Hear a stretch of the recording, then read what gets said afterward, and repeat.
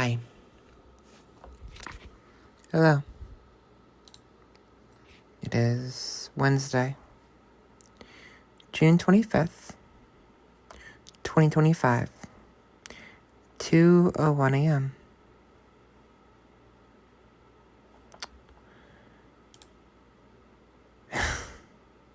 So, I have a story for you.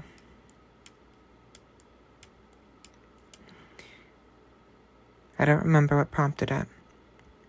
It was a daydream I had while listening to a song. And, wow.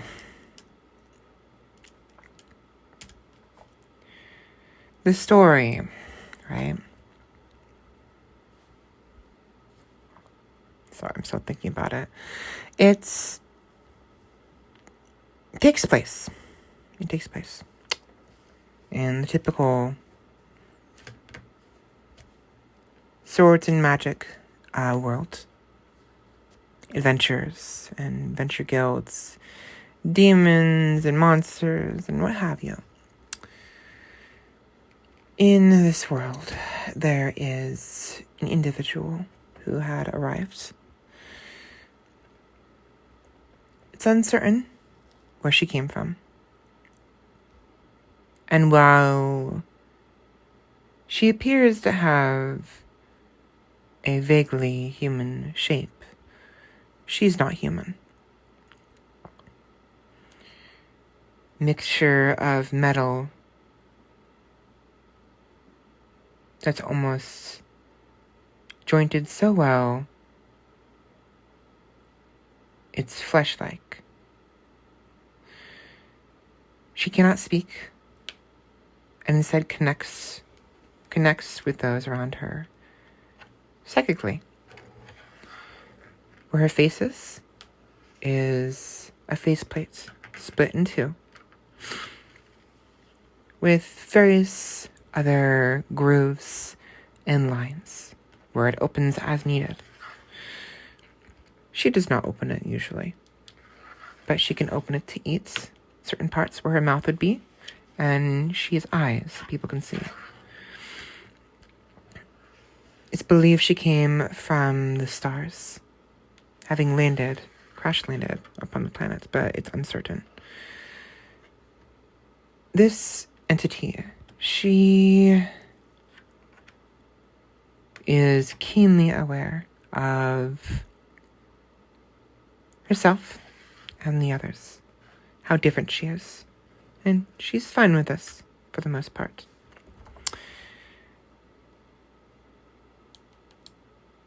The daydream, honestly, had started when there was dancing.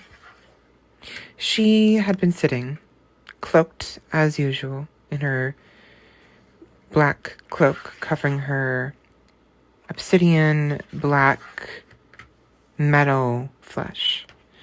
And she was watching the townsfolk dance during a festival. It was at the point where she had already established herself, and she had been registered as an adventurer for a long time, and at least several months. And people knew her, and they knew how she was usually kept to herself, for the most part. One of her companions, one of her adventuring associates, had come up to her, asked her, "Why do you dance? Go on. You come with us, dance with us." And she was sitting on a box or a bench and simply stated, "I am dancing." And she was still staring at the crowd. She was, of course, speaking to the individual, this young man, experienced young man in adventuring, scarred as he was. And this young man, this warrior, asked her, "How so?" She explained to him she was experiencing what the villagers were experiencing. She could tap into people's consciousness. The people knew this. And there's different varying levels and depths which she could do this. What she was doing was she was experiencing dancing vicariously through the people. And could see and feel what they did in a subtle way that was not invasive, was not damaging in any way or forceful. Because normally when she communicates, it's on a surface level, and most people were used to it. They treated it as if she was talking through the mask. Still, the warrior asked again, why don't you dance yourself? And she pondered it. Ultimately refuses offer, since it was clear he's offering to dance with her. And he asked why, and she didn't answer. The truth is, she's scared.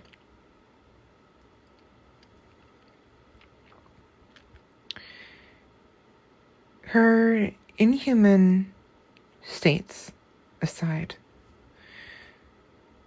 she was once human, having lived at least one previous life before that one, or her current one. And she knew that in her current state, she was long-lived, potentially immortal.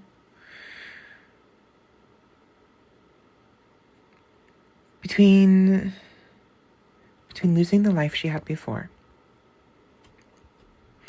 the people she had before, who she connected with, and the new life she has, knowing she would outlive everyone, she couldn't.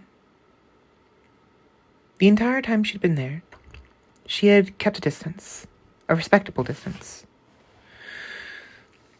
At all times. She would help out, as an adventure. Sometimes she'd help people with groceries occasionally, if they asked, if she had anything else to do. She didn't really need to eat. She didn't need to sleep. Nothing like that. She was perfect. But she was scared. There were times when some people would have issues. A couple, for instance, would fight. And the boyfriend wouldn't understand why. The girlfriend was having issues, having concerns, and what have you. And there was a time when this happened, and the entity, she had approached the boyfriend, or had at least spoken with him. He explained to her that his girlfriend was scared.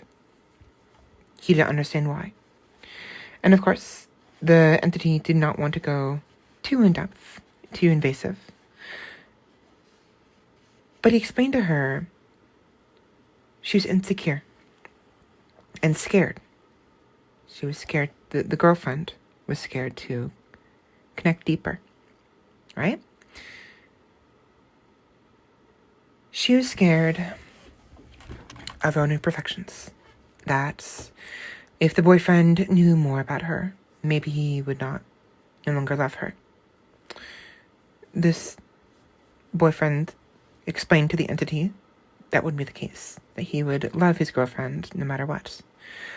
But the entity continued and stated, perhaps that's the case. But how do you know?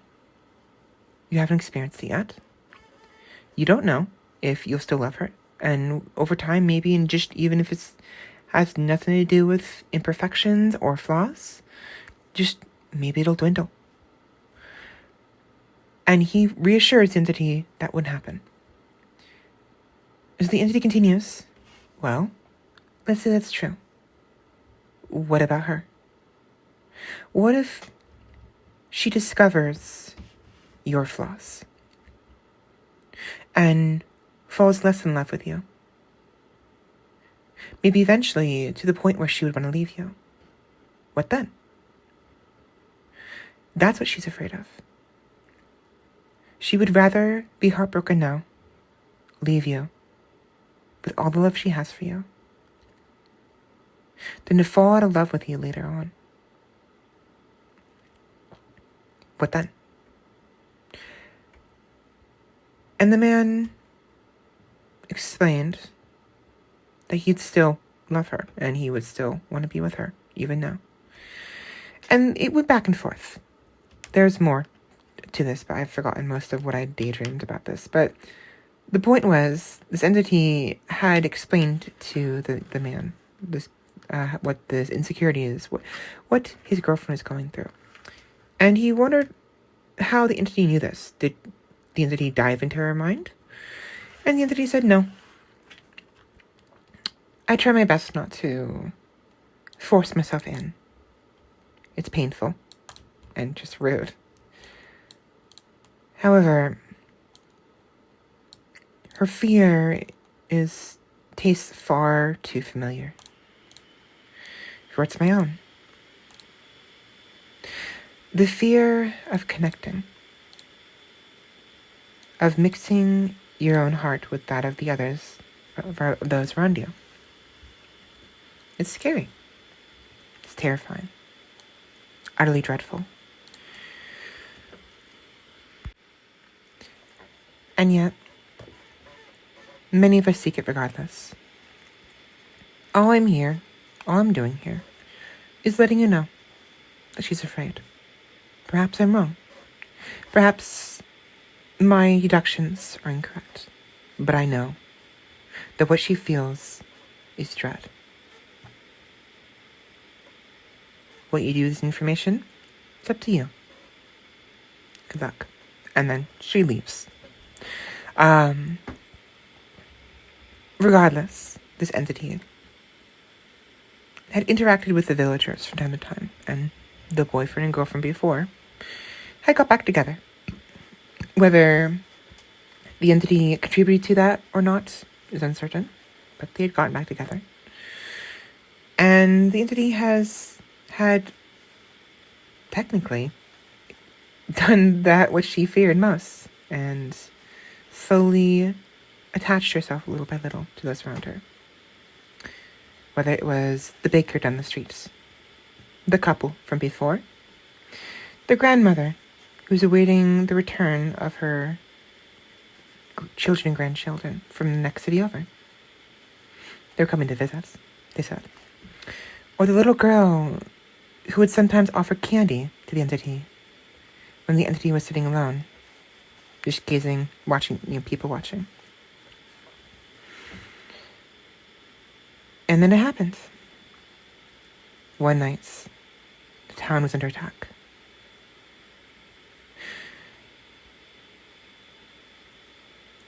Whether it was the demon realm or some other group, other faction, other nation, they'd attacked the town.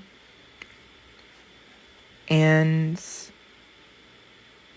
someone amongst the attackers had sent out claws, great big claws, down the street, tearing road and person alike in many pieces. Of course, when this happened, the entity was inside, and it was late evening, let's say, and heard the commotion and came out, only to find the chaos, the rubble, and the bodies.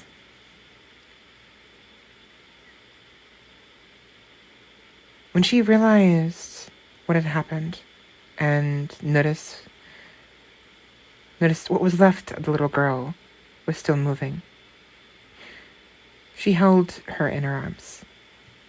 And the child, in her last moments, looked up at the entity and smiled. And this broke her. She hated it. She dreaded it. The fact that she was attached as she was. And Behind her mask, that is her face, beyond the emotionless plate of metal, swelled grief, anguish, and rage. So much so, those around her felt her anger and her sadness. Of course, the mother of the child had run up to the daughter, screaming all the way, from having come from inside of the building. And when the feelings bled from the entity, she started to change. Her cloak bulging at random, getting larger and more menacing. And her hand, gigantic in size, slammed over the mother and child, grabbed them and pulled them aside.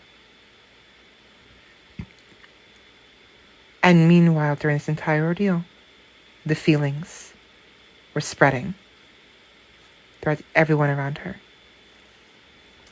Until finally, as large as a dragon, if even larger, she roared and then rocketed down the road toward the offenders. The anguish and rage reverberated through the entire town, through everyone around. The townspeople, the adventurers defending the town, and even the attackers. And she tore through everyone. Even with their best offense, even the dragon that appeared to aid the attackers and attack the town, she could not be stopped. The great roar of plasma and lights piercing through the dragon's flames, eviscerating it, destroying it. And by the end of it all, she stood there, above the mother and the daughter, what was left of her, with the demon lord's core in one hand. She was torn and beaten. Nary a human form left in her eviscerated visage. But she claimed she could bring her back, the little girl. She asked the mother. She told the mother she can bring her back, but she would not be normal. She would no longer be the way she was. Using the demon lord's core, extracting the energy and purifying it, the entity could grant her a second chance. But only her. As much as she would love to bring back the baker and the old woman, the couple, she didn't have enough power. And then something happened. A great, bright being appeared above. A goddess of sorts. And said, perhaps I could help. The goddess explained, with my assistance, I can grant you enough power to bring them all back. But you would sacrifice yourself in turn. Would you do so? And the only thing that could be heard was first a whisper, and then a roar. Please. Please. Bring them back. I beg of you. And so the goddess touched the entity's forehead.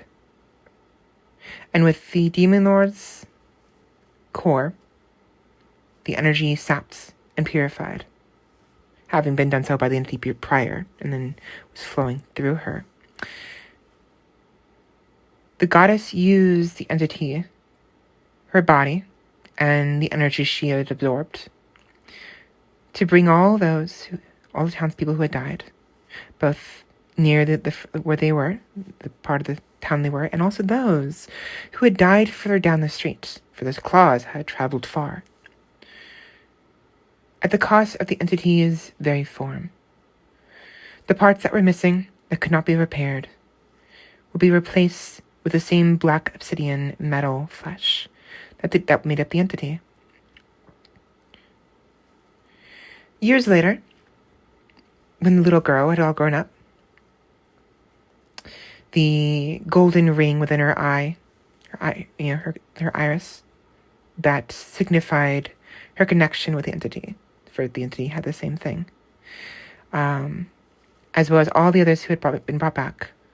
The baker with his injured brain, the old lady, I'm not sure, remember how she was injured, but all of them who'd been injured and were killed had given a second chance.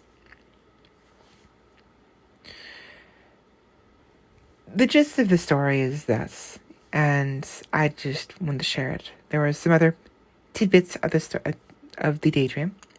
There was a scene where the young woman, the little girl, an adult, feared she would not be able to have a child, for her entire lower half had been cut, and that was what was replaced, only to discover she could. And the child would be born, but would not be born normally. And this seamstress, whose hands had been lost when she had tried to pull someone back inside when the blades had gone down the road, was the only one who could properly help her give birth by wrenching open her belly through a midsection, with the flesh resembling a rib cage beneath the rib cage, and within, the baby. The way the entity's metal flesh works is it's always trying to self-repair when it has the energy to do so. And the act of wrenching open the belly was very difficult, and it constantly tried to close on itself to repair the apparent damage. A C-section of sorts. It was like a great maw, a jaw, sideways mouth that's being wrenched open. And the boyfriend, the father, was commanded to reach in and bring up the baby.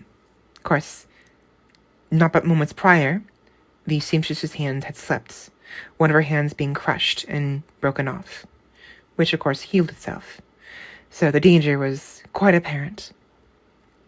Nevertheless, the father was resolute, and meanwhile, the mother, the girl, was, screaming from giving birth of sorts.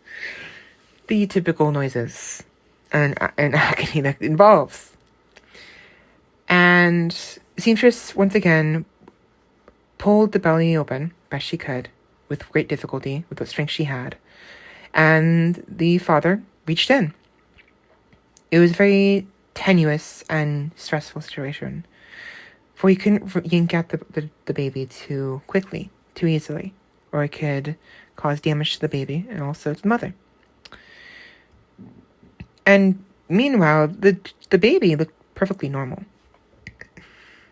It appears that the metal around had replicated some flesh, some pink normal flesh, to properly incubate the baby. But it was attached in a weird way, and thus the baby needed to be removed carefully and slowly. There was some complications. The creaking of the metal of the seamstress's grip loosening eventually gave way, and the stomach had enclosed upon the father's arms. Of course, he's an adventurer himself, for the young girl, inspired by the entity prior, had been also an adventurer as well. Right? She became an adventurer to follow in her footsteps and make use of her tremendous, powerful legs, of course. So when it clamped down, it pierced through his flesh and hitched on his bones, and he gripped, and let it slam. And he did not budge.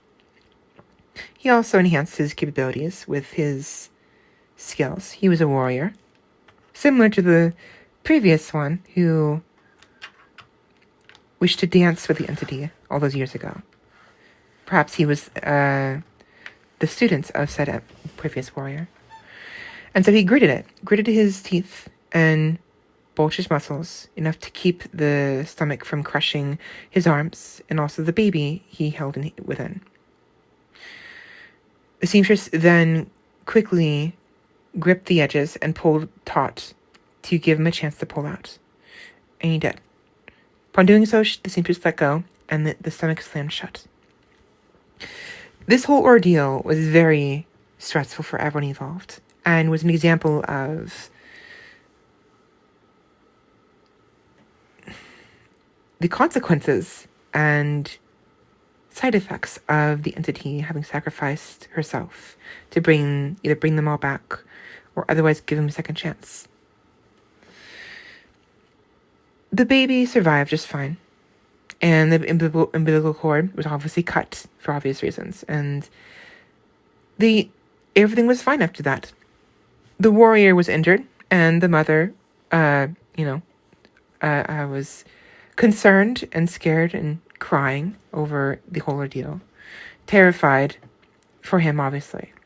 And during this entire time, the seamstress kept telling her to relax, and she tried. But no amount of relaxing will stop the body from trying to repair itself. Regardless, it worked out. The baby was born fine, albeit it was quickly discovered the baby was not completely normal. Mostly normal, with obsidian spots here and there in varying shapes and sizes.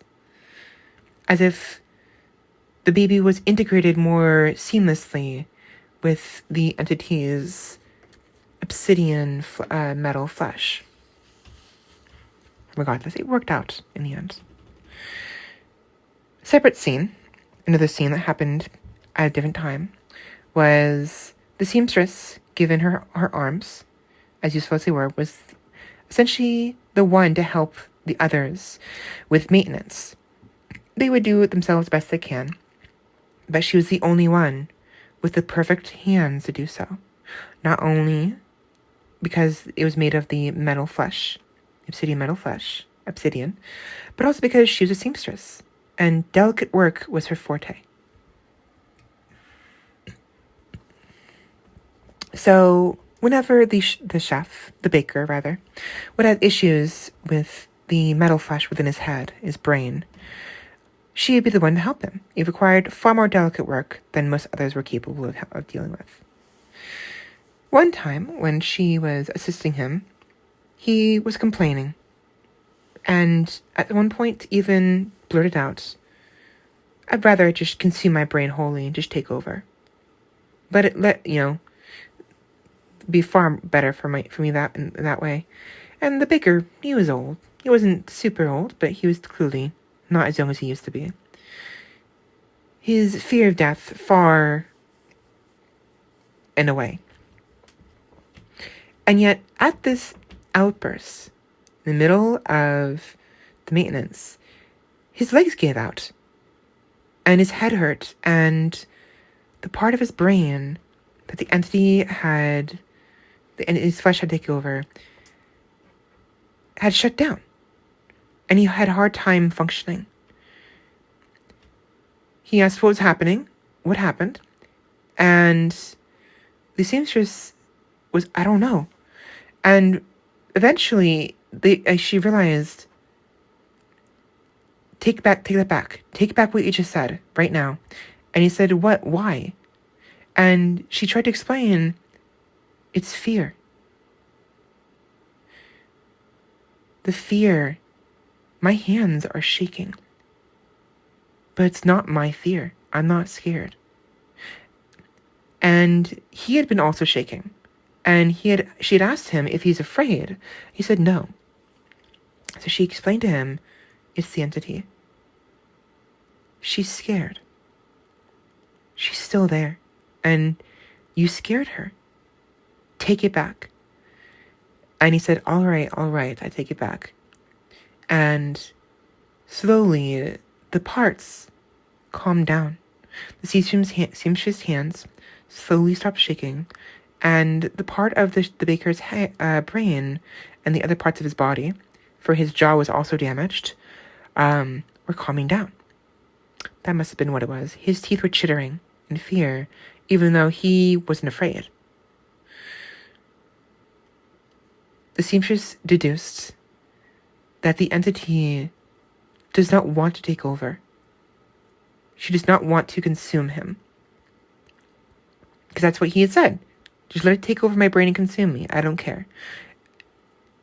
It terrified the entity. For the entity, despite its mental links and psychic capabilities, valued individuality, self-will, and existence.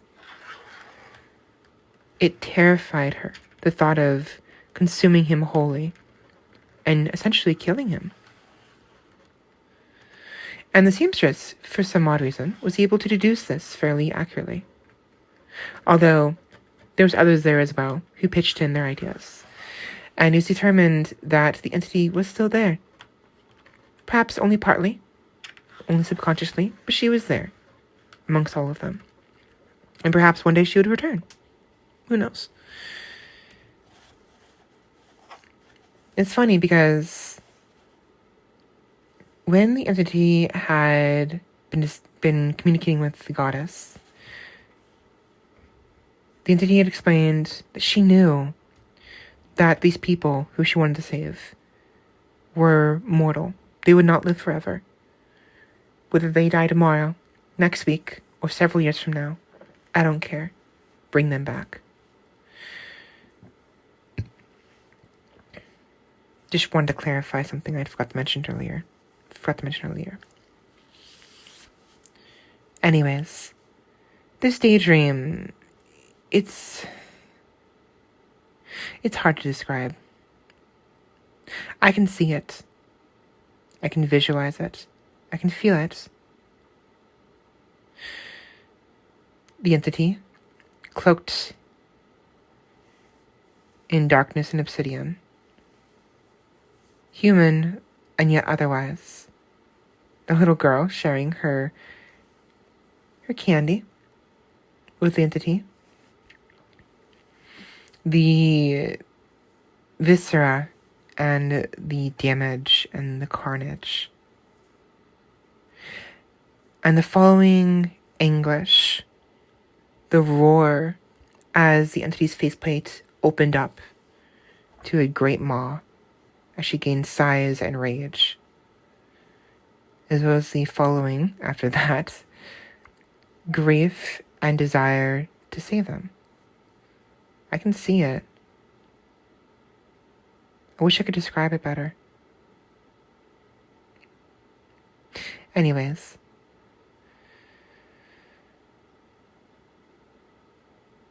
Hopefully this made sense. Hopefully one day I will come back to this. And perhaps I'll draw it for you. To show you what I can see. And perhaps the entity will return one day. Who knows? But I guess the little girl, now all grown up, and the baker and the old woman, perhaps they'll find out. Or perhaps they won't. For it's not within their time. Who knows? Anyways. Just to clarify. Something I want to clarify is why I had this idea. Because of the dancing.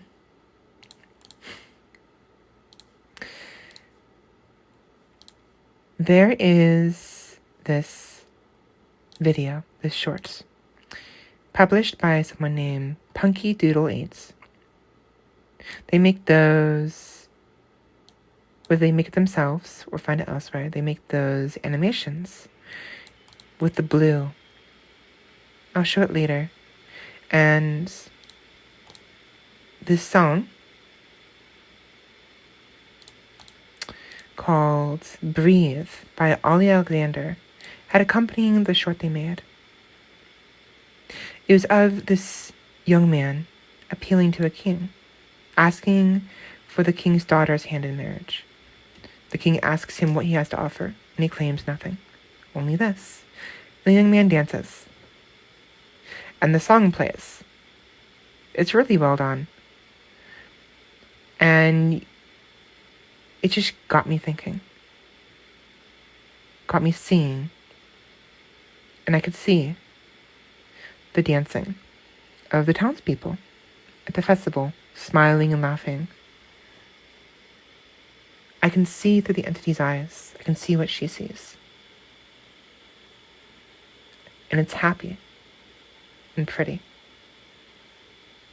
All the sparkles of the lights, the voices and laughter. I can see it and feel it as she does. As minusculely and subtly as this feeling is. Anyways, I hope you enjoyed my ramblings. Talk to you later. Bye-bye.